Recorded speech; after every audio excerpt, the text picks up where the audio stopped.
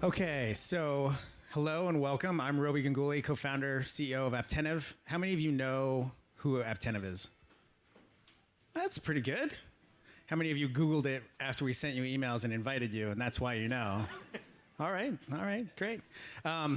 Just a quick overview about what we care about. So you've probably seen some of these red shirts on the back. They say people, not users. We really care about the idea that mobile is a connectivity option that is really powerful. It allows you to actually talk with customers and listen to them at scale. And in this world where we're getting more and more digital, sometimes we're losing humanity. We're getting more disconnected. And that's a little bit of a shame because we're all building great services and we have our customers' best interests at heart. And if we're not connecting to them like humans, we sort of miss the opportunity to actually build more loyalty and retention. So we really help the largest brands in the world do that at scale. We're on over 1.8 billion devices. We power somewhere on the order of 40 to 50 million consumer conversations. And we're really fortunate to work with companies like Shell and The Economist and eBay and Nordstrom and Starbucks and many others around the world. So we've learned a lot about what it takes to be customer-centric. As a result of the things that we care about, we also really like to put people in touch with one another, to create community as part of our mission. And so that's what this is. The PM Roadshow that we've been putting on for the past 4 months is really about allowing people who are in disparate industries but dealing with similar challenges of trying to take their companies forward and becoming more customer-centric, particularly with a mobile emphasis, helping you connect with one another and learn from one another.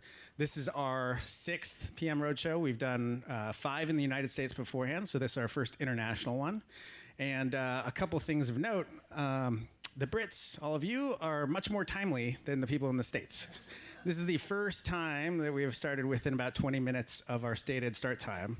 And it's because you showed up all on time. So that's an interesting observation. This is also the first time that we've had a venue this beautiful with the sunshine out, which has been fantastic. We're very fortunate to be here. So what we're going to do, we have 2 parts really to the event. The first is we're going to start a conversation here about some of the things that we're learning in product and mobile between our esteemed panelists. And then we're going to break out into some small groups to continue that conversation in a way that hopefully you get some connections, some advice, and perhaps a little bit of therapy, because making change at the world's largest companies is a challenging thing, and you are on the vanguard of doing that. So we would love for you to learn from one another. The best thing that comes out of this event is if you meet 1 or 2 people who help you get smarter and make forward progress in your career. And then after that, we will obviously have appetizers and snacks. So that's Apptentive and the PM Roadshow. And I'm going to ask each of our panelists to introduce themselves, to tell us a little bit about what they do today and then their path to their role. Hi, I'm Remy Becher from The Economist. I work for our digital department. I've been at The Economist for almost 6 years now, initially in delivery. But over the last couple of years, more and more into the product space. I helped launch The Economist Espresso, which is our daily briefing product that we launched in 2014. And in that context, came in contact with Apptentive. But at the same time, we've learned an awful lot about how hard it is to launch new products. And over the last couple of years, we've launched various other initiatives on mobile platforms.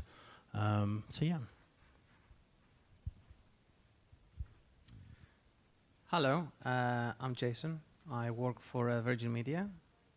Hopefully you know what Virgin Media is, so I will not explain. I am a product manager. I work for Virgin Mobile in particular, and I look after Wi-Fi services, mobile data and Wi-Fi. As part of my involvement with Wi-Fi, I'm looking after an app. It's a Wi-Fi app. It connects you to free hotspots when you're out and about. So if you are a Virgin Media customer, please feel free to download the app and try it. And if you like it, please leave good feedback in the App Store. If you don't, please let me know rather than leaving bad feedback. So yeah, I've been with Virgin for 2.5 years now. Before that, I used to work for Vodafone, so always in the telco kind of sector. And I think that's me for now. Hi, everyone. I'm Denise. I am also from The Economist. The reason there are two of us here on the panel today is because we're desperate for more subscribers. So we want to, make a big bang as much as possible. So I started off as a journalist, and I was a foreign correspondent for 5 years. I didn't want to lose my job because I knew that digital was going to basically make sure that everyone, was replaced by a robot. So I decided to pivot in my career. I still work in media. I ran the social media team at The Economist for 2 years before transitioning into a product role. So now I'm overseeing an internal initiative to accelerate the development of our website, our app, and newsletters so that we can help support our subscriptions first strategy. Great. Hi, I'm Peter Adams from Shell. So we've got an app and we've got a few shops. So we've got 45,000 sites around the world, and we want to connect to them digitally. So I'm looking at how we can fit all of our customers into that domain. And when I'm reflecting on where I've come from on this journey, I haven't followed a traditional route. I'm not from The Economist. And I took a journey through engineering. I did a mechanical engineering degree. I worked for General Motors. I did powertrain development. I moved then into Shell 10 years ago. And in that role, I was looking at technology and how we could use technology to get to our customers quicker and in different guises through our digital channels. And more recently, ended up in a role of digital marketing, looking at mobile operations across 35 different markets. So that's where we are.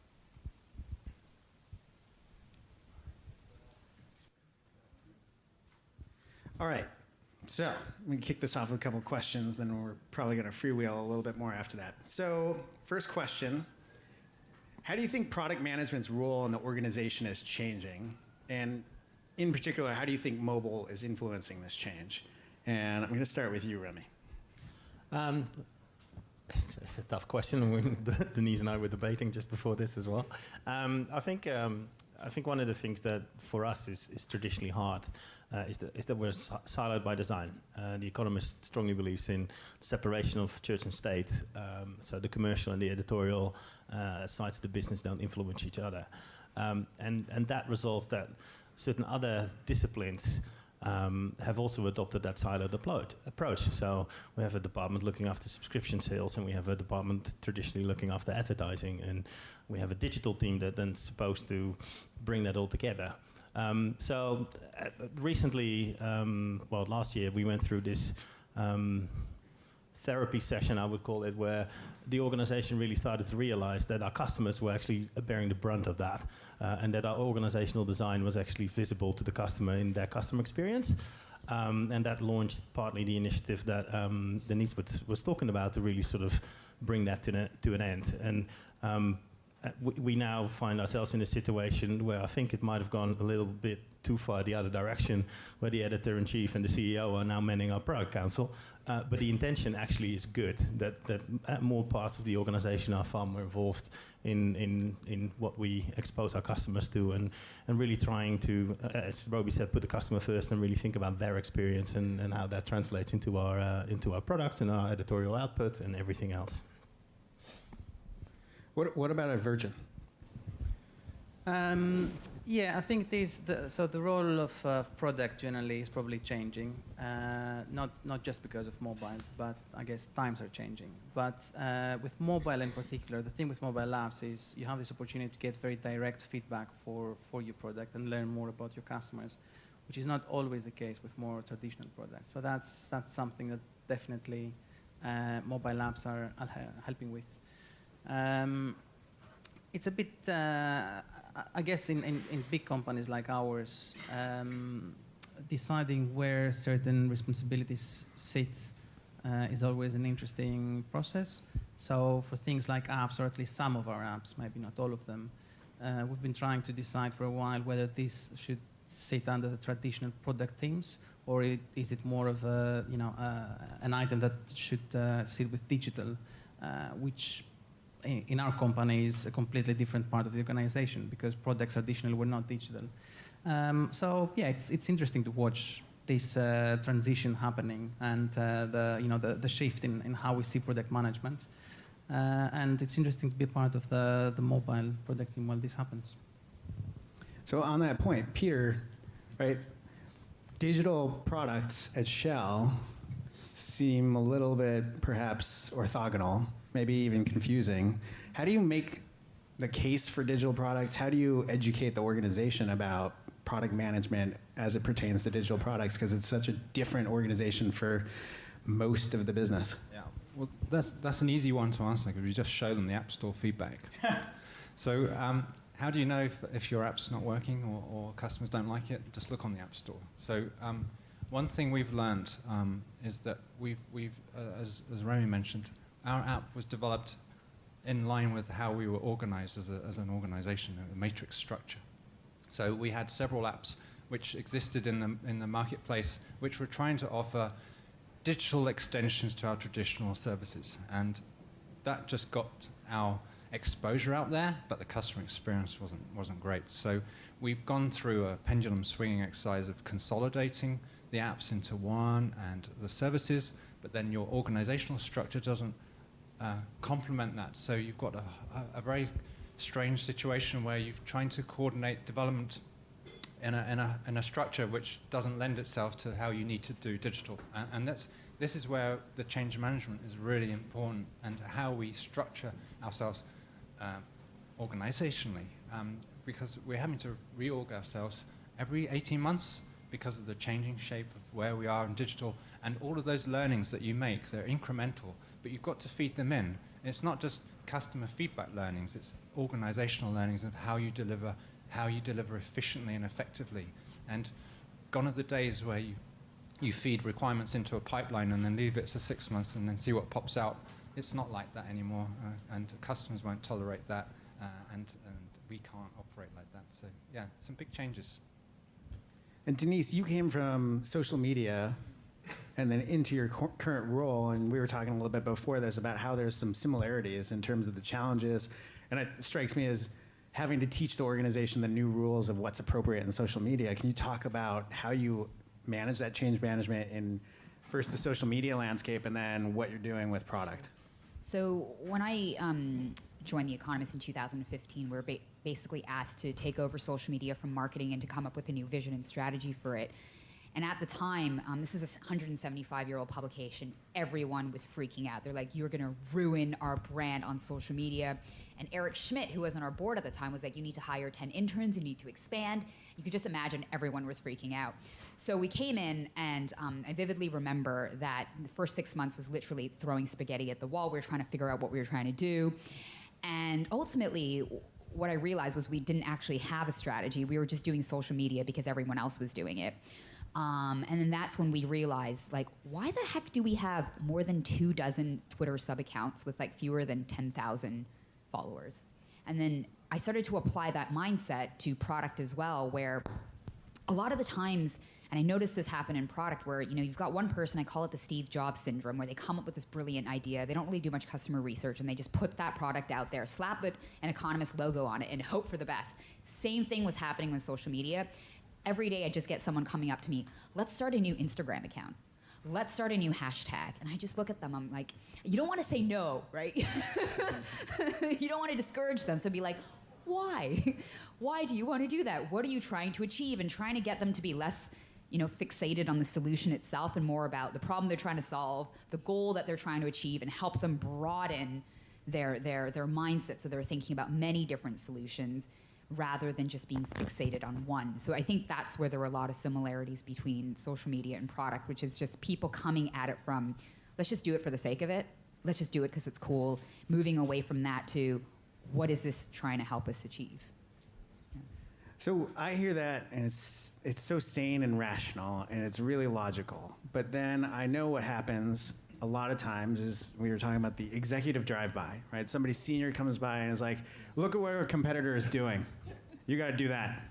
Or, I have a great idea, the Steve Jobs syndrome. That's got to be done in 2 months.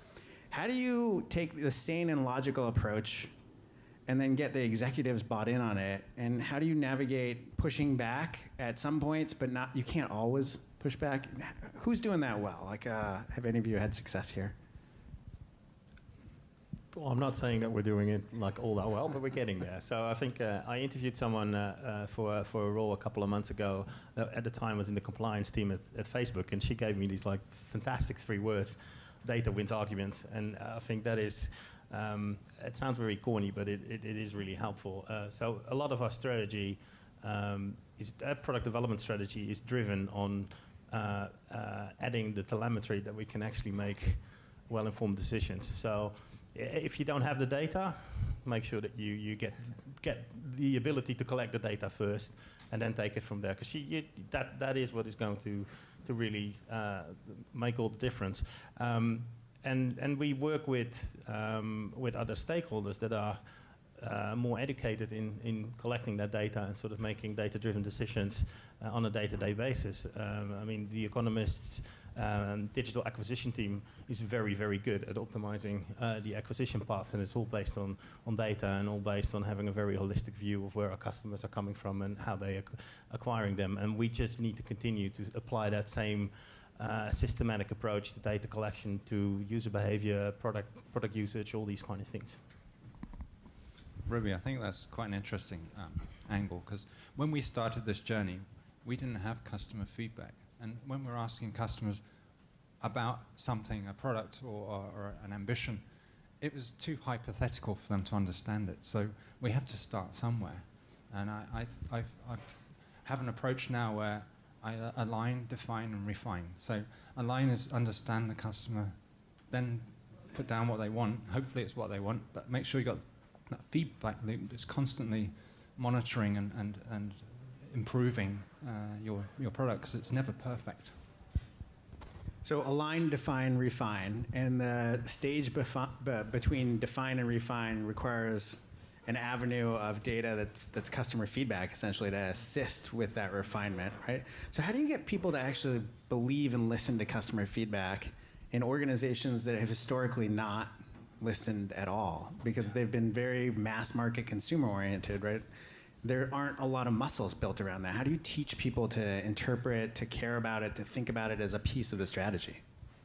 I mean, for me, it's been like, I don't shut up, I just keep talking about it all the time. So one example that I'd love to share with everyone, because it's quite amusing, and I'm sure many of you can relate to this, is I call it the unread copy guilt or New Yorker effect. So I meet many people, and this is reflected in our research. We lose many subscribers a year, and the number one reason people unsubscribe to The Economist is because they can't keep up. So they'll subscribe to The Economist, they're like, yeah, I can do this. I can be like Bill Gates and read it cover to cover every week. And then it comes to their doorstep, and it just starts piling up over weeks, and they're just like, oh my God, I'm not that smart, I'm actually not as good as I think I am, and then they unsubscribe. And we have so much research that confirms this, and anytime I give a presentation, I start off with a picture of Bill Gates, because I'm like, this guy's great, but he's actually doing us a disservice, because everyone aspires to be like Bill Gates, but nobody has the same amount of free time that he does to be able to read The Economist cover to cover, and subscribers feel so much pressure to have to read it cover to cover, and then this is what creates the empathy internally, and I think our CEO and editor-in-chief increasingly, like they now, when you talk to them, like, what's the mission of the app that we're going to build, they can tell you, oh, it's meant for retention, it's meant to make The Economist easier to read and more digestible, and to surface content in a more interesting way to help ease that unread copy guilt. Yeah, so yeah, just keep talking.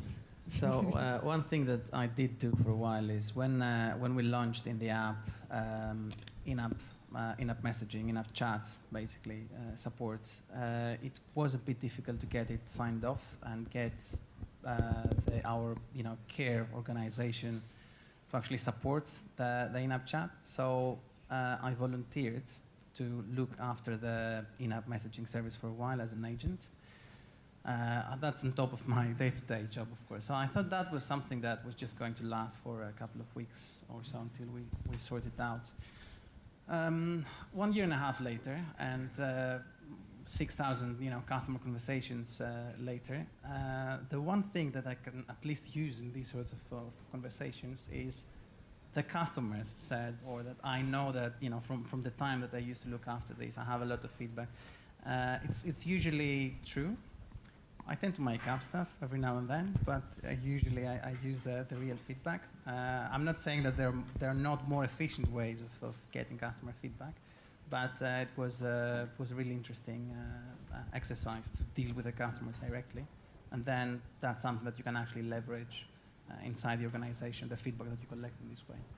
And in companies like ours, just have to add that the usual channels for feedback, if you don't have something in your app, whether it is something like an in-app chat or something completely different like what you guys do, not too many people are actually going to call you and tell you, I don't like the app or the app has a bug. Unless you give them an easy way of communicating, you're never going to get that feedback, and then you're never going to be able to actually use it.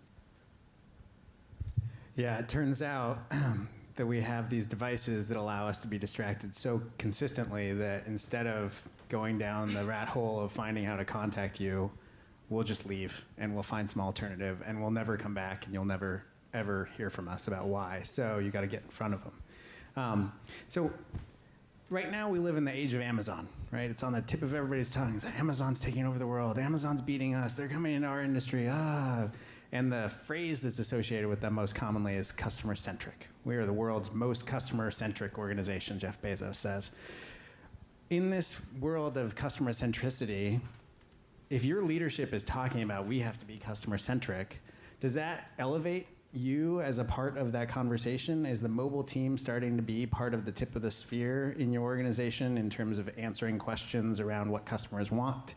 Is it helping you kind of be on the vanguard of the opportunity to tell the company and the leadership about what this looks like and how to measure it?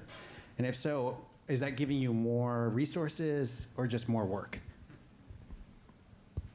I think we're definitely not there yet. We're it's like an oil tanker, and we're trying to turn it around, and it's going to take a long time. But that's a counter question. I really wonder if there's anyone in this crowd that is actually is incentivized in some shape or form by what the customer tells you about the product. Because I think that's the one thing that is still missing. We see a lot of intent to be customer centric and make sure that we put the customer first.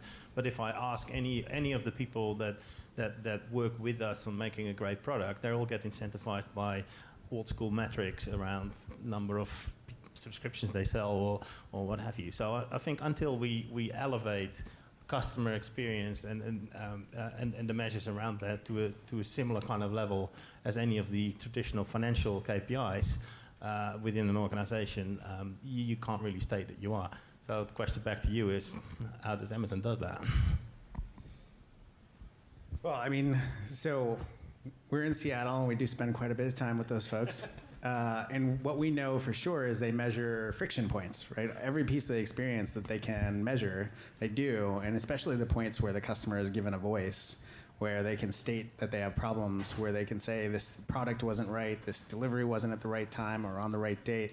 Those are all identified as really important key metrics of friction points, and friction points are bad for Amazon, right? And so that's, I think, one of the metrics that they look at.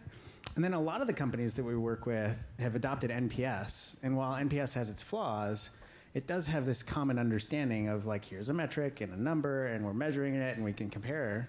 And so that's starting to drive some of the measurement and work. We actually just announced a little bit ago, we had a new board member to the company's board. And the board member co-founded a company called Concur. And one of the reasons that we asked Mike to join our board is that the first time I met him 5 years ago, he was telling me about how at Concur they measured the business. He said, everybody at Concur is bonused on two things, EPS and NPS. And I was like, wow, why? And he said, well, if it's just EPS over the long arc, we can't align with our customers. We will actually do things that are divergent. But if we pair these metrics, we have a consistent set of tools across the entire organization that asks, how are we doing? Did we ask our customers? Are we improving? And that struck me as so simple and beautiful that we started to talk about that, and we've devised ways to help our customers do that. Do you measure NPS? I mean, is this something inside?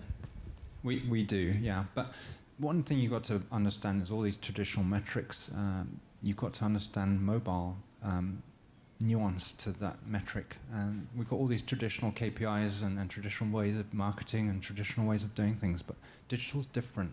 The way our we compartmentalize our customers and segment them into their archetypes, but traditionally there are several archetypes that you would fit into, but in a dynamic mobile world, it's different. There's more archetypes, and you don't necessarily stay in that archetype at any point in time, so you would change. People are very much more responsive on mobile, so we've got to understand how do we measure that and how do we understand that. We traditionally look at measurements over quarterly periods or monthly periods. We want hours and minutes now, so we're really changing the granularity and resolution about what we're looking at.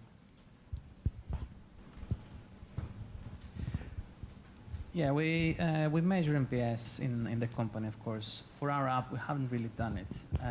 We are going to start doing it soon because we have been asked to. Because we need to see where we sit versus other products and other things that are going on in the company. I can't say I'm a big fan of NPS, and I agree that there are probably other things that you need to be looking at for mobile apps. But I don't think there's one metric that you just need to look at this one thing. And especially as a product manager, maybe there's one or two things that you need to have objectives for. Have a couple of things that you're actually measuring yourself against them. But then there are more metrics. You need a set of metrics to understand how your product is performing and how your customers feel about the product, and to be able to steer the wheel of the ship. You probably need more than one or two metrics, in my opinion. Not necessarily 10 or 20, but not more than one or two. Just as a segue to that, we were measuring too much feedback.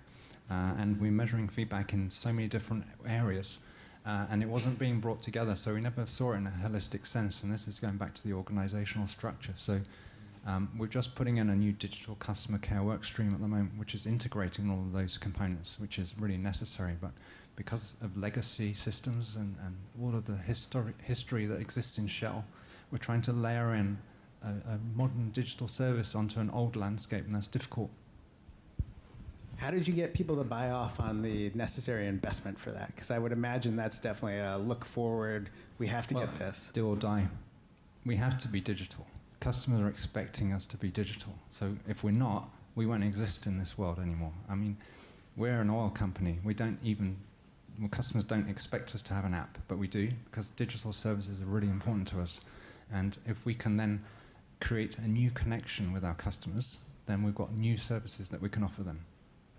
So is that at Shell something where senior leadership was already bought in and believed that, or was a multi-year confluence of events and you pushing and pushing and pushing? Because I can imagine that many of you are like, oh, if only my senior leadership saw it as do or die too, but they don't interpret it. Like, what was the process to get to them being like, yes, this is do or die? Yeah, I mean, we started several apps as little trials. And that's how it's got to start. Start small. Don't try and solve and boil the ocean in one go. You just can't do it. I mean, for us, the organisation was too big, and the organisation didn't work for us to do that because the approval process wouldn't work. So think about what your mechanism is for getting budget. So if you don't have any budget, you've got no opportunity to do anything. But really position what you need to do against your competition, and the competition drive is the biggest component. Because if you don't move and your competitors do, then you're in a real back foot situation. And this is a fast-paced industry. And once you've dipped your toe into this water, you've got to be persistent and consistent. And you can't just back away and do it half-heartedly. Is there a do or die mentality at The Economist yet? In certain areas, yeah, definitely. I think one of the things that I'm looking after for the last 6 months now is the most complex project that we've ever undertaken, and that's to basically replace pretty much everything that happens in between a marketeer briefing a campaign for new subscribers or for retaining subscribers, all the way down to e-commerce, all the billing, all the customer service interaction, all of that is all being replaced at the moment. And one of the reasons for that is like, we're trying to boil the ocean a little bit on that one. So it's somewhat late and somewhat more expensive than we thought. But one of the key reasons is that we it's table stakes. We got an email. Our editor-in-chief got an email from the founder of LinkedIn, basically saying, "I've been trying for half an hour to update my credit card details, so my continuous service subscription doesn't end, and I can't do it. This kind of stuff matters. If you don't do it, you're gonna die." And we all went like, "Yeah, we know, we're working on it." But it is really important. All right, so switching from some of the trials and tribulations and the headaches of large companies and moving them forward, I'm curious, Denise, you've had, I think, 3 careers so far. How do you measure personal success? Right now you're in the strategic product director role for The Economist. Like, what drives you? How are you thinking about this? I think so much of it was by necessity. So I worked at the Financial Times for 5 years, and I was an intern there in 2009. And I remember vividly that this was 2009, so Twitter had already launched, and I was surrounded by senior correspondents who were quite serious, who essentially were thrilled that I was joining because the intern would write for the blogs, and the blogs were for interns, while the other correspondents did the serious journalism for the paper. And I thought, great, this is awesome. I can't wait to get my byline in blogs because, 10 years from now, when people Google my name, it'll still exist. But no one was thinking in that sense. And that's when I realized, crap, if I don't start kind of thinking digitally, as it were, I might be out of a job in 10 years. So it was more for survival than anything else. And what was really interesting, particularly at legacy media organizations, is that those were where the opportunities were, right? So as I was trying to figure out, how to navigate my career, I realized that there was always a gap, and that gap was lack of people who were passionate about digital. A lot of people were just forced into digital roles, and then there were, those who actually really cared and wanted to do it, and I just put myself forward for those roles. So, even when I joined The Economist 2 years ago and doing social media, no one wanted to be friends with us. No one would, I would get into the elevator and people would be like, "Oh, Denise, how's it been tweeting today?" As though that's all I did with my life. And it took a lot of evangelism and work to kind of convince people that Twitter's not social media, there's way more. But there was an opportunity as well, because no one else wanted to do it. It just meant that, I could do it. Having said all of that, though, this whole concept of, of trying to be digital, or digital transformation, it bugs me a bit because everyone's digital now, right? And digital transformation is not the end; it's a means to the end, right? And the reason we care so much about transforming digitally now at The Economist is because we realize that the end is actually we want a better customer experience for across all of our touch points. And what we're doing now is merely trying to upgrade and catch up with the world. We're not even trying to be better than the New York Times. We're just trying to catch up as much as possible with the New York Times, for example. So, to come back to your original question, it was necessity, but also that's where the opportunities were that no one else was really seizing because they just, now they care. Now they're like, oh my God, digital's cool. But at the time, it was like no one wanted to do it. What about for you, Jason? You've been in a number of companies in sort of the telecommunications space and a number of regions. Like, what drives you? What do you think about product success, why you're doing this, and where you're going? I enjoy product management in general. If there's one thing that I would pick as what drives me is customer satisfaction, and this is how I like to measure myself. So I'm one of those people that actually I feel personally responsible towards my customers for my product. If someone is having a bad experience, and I'm not saying that there are not people that are, I feel really, really bad about that. Still, after many years of doing that, I feel really bad when there's a customer that's having a bad experience with my product. So that's what drives me, and also have a technical background. Then I went more into sort of business roles. Well, education first, and then roles. So I have in my mind, I always try to find new things to do. I have this sort of drive to innovate. I don't like the word because everyone is using it, but that's the sort of thing that drives me. Now, telcos are not known to be particularly innovative, but still in anything that you do, if you work in product, there are ways of finding new ways of doing things that actually excite you and add value to the customer. So that's my motivation. How do you think about Peter? Well, I think a lot. I actually I have a mindset where I just create things and create solutions. So I was just finding roles in my life that fitted that remit, and digital was one of them. And in that role, in all my roles that I've operated within Shell, they've been shaping roles. So the role didn't actually there wasn't a role. So this is what we need to do. Let's define it and shape it. So that's really where I am, and that means you're at the forefront of the technology and the organization. So you're sort of leading that, and then that seems to work. But in that process, you build trust with the organization as well, with the stakeholders you operate in, as long as you do that well, of course. But be open, be honest. Don't be afraid to ask for feedback, even for yourself, let alone your customers.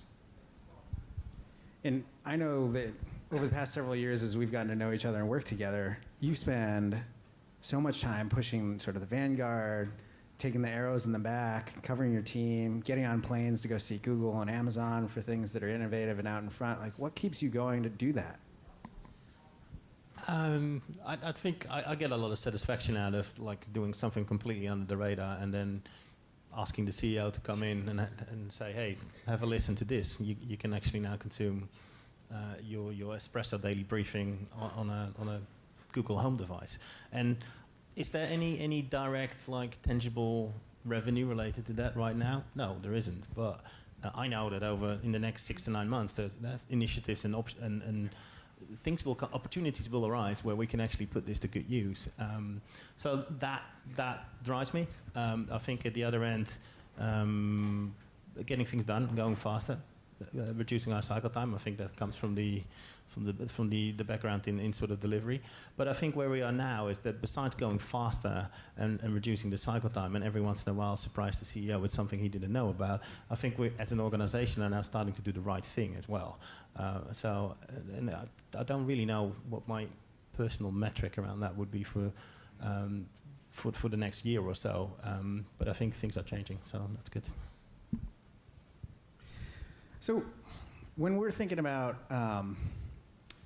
data orientation, one of the things that I hear on a regular basis is people struggle with too much data. Like, we're collecting data over here, we're collecting data over there, I don't know how to stitch it together, oh, we've got to centralize it, oh, these are the KPIs. But a lot of the data is really like, what are people doing?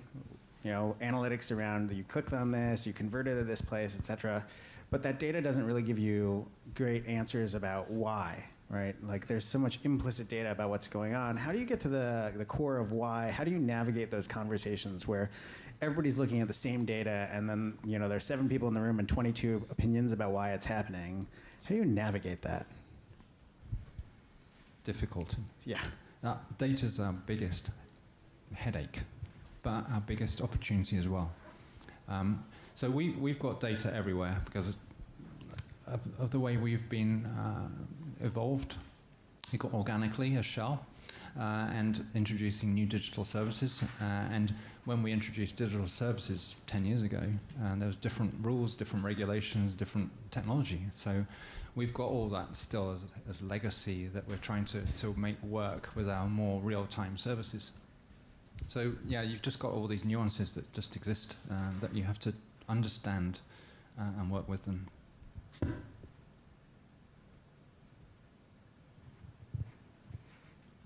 Yeah, I think, so I'm one of those weird people that actually enjoy working with data. So I really like data. The problem that we have is I don't think people in the organization are generally familiar with or understand the data that really matters for a product like a mobile app. And I very often find myself having to explain the same things again and again because people are just looking for that one metric or that one answer, and it's not always the case. Things can be more complicated than that.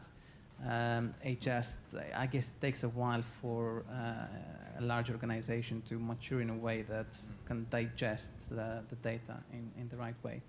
I remember a couple of months ago, I saw this graph that showed weird things that for some reason correlate. So apparently, the number of shark attacks per year in Australia correlates with the number of movies that Kevin Bacon has. Or something like this anyway. There were many weird graphs like this, which is something that actually proves that if you just look at the wrong data, you may be thinking that there's something there, but it doesn't mean that anything that correlates actually means something. So I guess it takes a while for an organization to adapt to new things, and data is one of those things. And for us, I think we're in the process of maturing now with that migration. I'm struggling to answer this question is because we still haven't figured it out.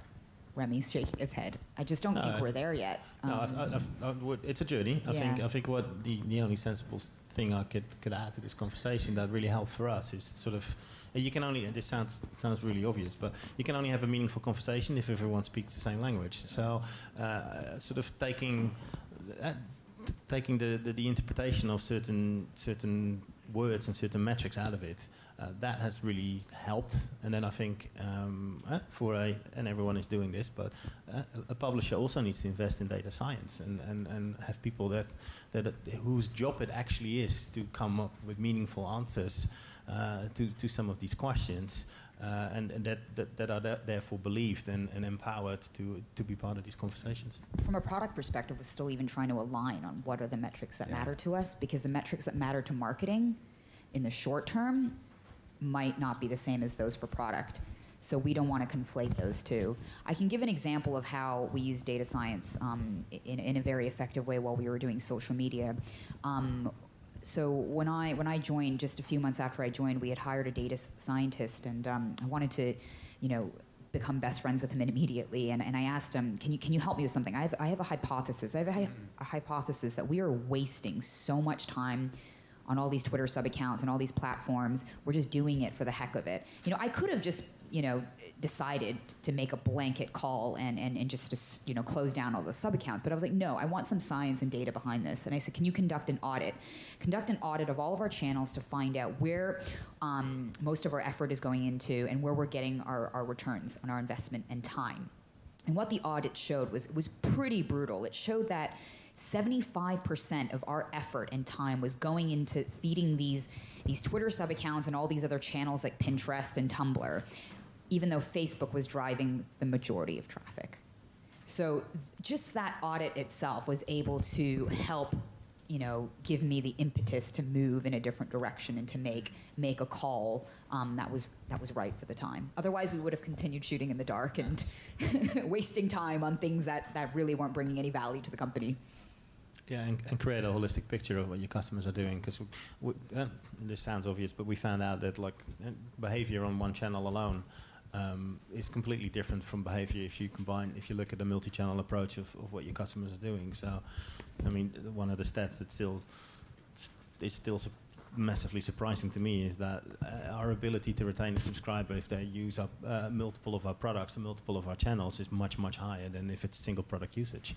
So that little bit of knowledge alone completely changes your marketing strategy. Broadview.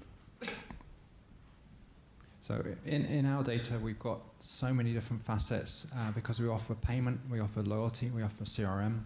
All of this is within one app, and we're trying to, we are applying this across 35 different markets, and those markets will have different hardware on the ground and different services and restrictions or opportunities. So there's so many different facets, and then how do you get that data back to a central place that makes sense? And people don't always understand what the data means. Yes, we can have KPIs, but what is good or what is bad? Where is the threshold when we take action? What is that action? So there's a lot of learning around here. So we're at a stage where we're reporting and analyzing, but the action pieces at a local market level are still learning because that's the game and that's the journey we're on. And what we're doing at the moment is reflecting and establishing a new measurement framework which is digital, which covers all the channels, so that we can mop this up and take on all the learnings that we've done over the last 5 years and do something with it.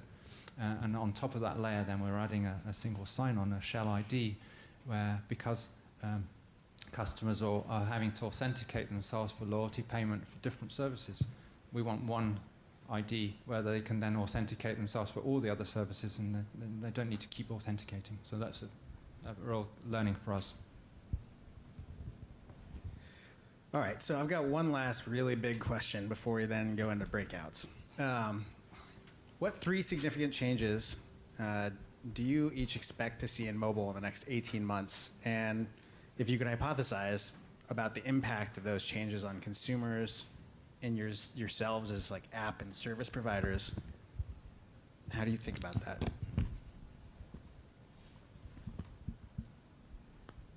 So I'll throw one out to start this. I think over the past couple of years, we've been hearing a lot about virtual reality and augmented reality. And the promise of mobile is that it's always present and there's location associated with it. And I think what we're starting to see is that brands have really discarded virtual reality as being unrealistic from a consumer adoption perspective. But the augmentation of reality, the ability to take discrete experiences and think about things like the IKEA home designer, where you can put a piece of furniture in your home and say, okay, this is going to fit and it's going to look all right, is starting to actually become something that's possible and that's actually consumer friendly and going to derive value. So I expect to see more experimentation there, particularly with hard goods manufacturers. And I think the people who actually take those steps to actually experiment around it, those organizations are probably going to start winning at a rate that's faster than their competition. And the people who don't experiment will end up quite a bit behind, not a couple months, but it will end up feeling like a couple of years. That's the only thing, and this might be the echo chamber of publishing a little bit, but I feel that with sort of the geopolitical situation and how it's developed over the last couple of years, that for us specifically, sort of owned products and channels is becoming more important again. I think the public is losing faith in platforms and aggregators. So I think some of the aggregation theory that was out there and was really playing out is going to reverse. So I think having a world-class mobile product is only going to become more and more important for us rather than less. Damn it, Remy. That's what I was going to say. We're the same, but well, to add to that, and I might eat my words in the future, and I feel like I'm being very optimistic. I sense that there will be a flight back to quality journalism, paid for quality content. And I recently read an App Annie report where they were going through all the most popular apps, and it was very sad to see that most people still spent most of their time on platforms, and news didn't even feature very high up. I hope that changes. I hope that with this shift back towards quality, and this understanding that you got to pay for high quality content, that people will want to be in this native ecosystem where they can just get high quality content from one place. And I think it applies to other brands as well. I think this direct relationship with your customer is really going to matter. You can see, if you look at things like customer experience spent over time, that's an industry that's tripling in value between 2016 and 2021. It's a staggering 15 billion USD is gonna change hands in 2021 in customer experience. So yeah, your customers are your most loyal fans, and treat them like that and give them a good experience when they want to engage with you directly rather than via Facebook or via a different platform. Yeah, I think that's probably specific to your industry, but the older I grow, the more I think that I'm likely to at some point end up spending money on good quality journalism, which I've never done before. I have to admit. Really? Yes. Yeah.